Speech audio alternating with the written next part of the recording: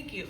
So this is bringing together a couple different things we've been talking about, but as a community leader, during this time with a trusted voice to about 3,000 older adults in my community who are aging well, what is the succinct and bipartisan message to them to help educate and activate the folks that I'm able to have that voice to, and haven't asked this of them before. So now we have a poster to draw and a type message to come up with. That's a lot of work for my pundits up here. Thank you. Well, we're still working on the crispest message possible, but I think it's so important that we arm older adults willing to speak up with talking points around the need to continue to support all the programs we all rely upon to age well. Social Security, Medicare, Medicaid, Older Americans Act. They all work in concert. They create a system of support. Without it, we are on our own. We will see poverty. We will see people die. It will have economic consequences. It will have real life consequences.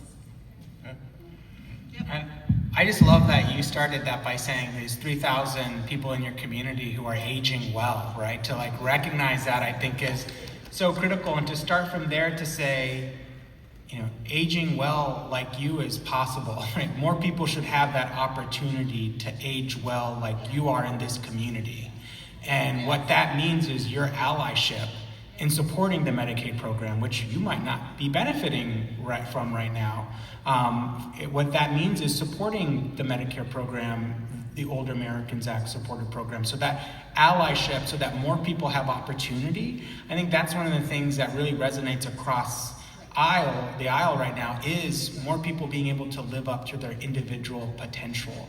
And opportunity is such a universal message. And if we can take that and leverage that, I think we'll be a lot stronger than we are today. Thank you. Please. Hi, good afternoon. Thank you, everybody.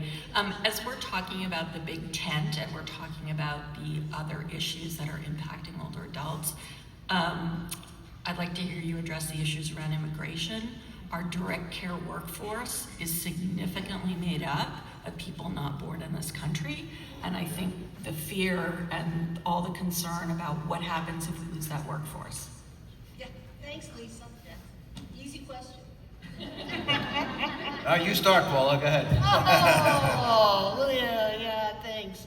Oh, it's a huge thing, right? We know. And if I have to see one more Kristi Noem ad on TV, I'll just throw my TV out the window. But, talk about how they want to separate us.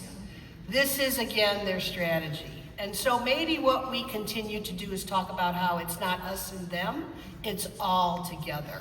It is not about separation. It is about the immigrant story being the story of all of America, of all Americans. It's not to separate. It is to talk about our immigrant past, my immigrant grandparents. But, it's not about them and those people anymore. So I think we have to bring more of a coordinated message that talks about compassion, and I love the anchor of values. Let's talk about our anchor of values more, about how we care about each and every other person. And then, my gosh, the whole issue around the workforce. Immigration is a workforce issue. Yeah.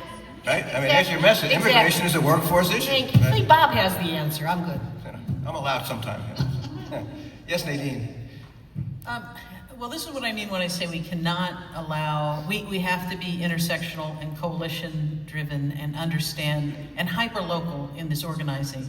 Just one quick example, I imagine your states probably have this too, but there's a thing called Leadership Florida.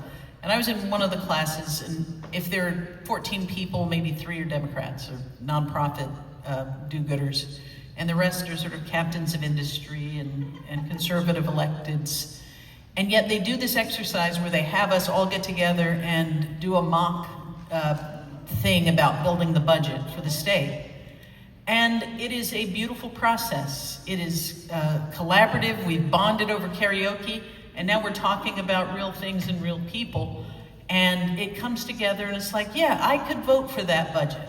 even though it was put together by people ideologically not aligned, because we had proximity and we were standing on values and we were calling up the humanity of each other. I say that simply to say, the more we create the spaces where people can have those conversations, where it's not built around persuading you, but simply going, how will we get these people fed? Hey, do you think this person who's lived there almost their entire life here ought to be deported? No, I never meant that person. I meant the criminals. Like, oh, okay, well then what will we do to make sure that people like our neighbor don't get deported? And you see even in communities where that are considered, red or purple, I remember the news story of the people that linked arms around the van and protected that family from ICE. They weren't all of the same political party. And so when I say we have to get hyper-local and make and talk in terms of stories and call people to their humanity, it will happen in those small meetings in your town, not because of newsletters or e-blasts or memes. Great. Hi, welcome.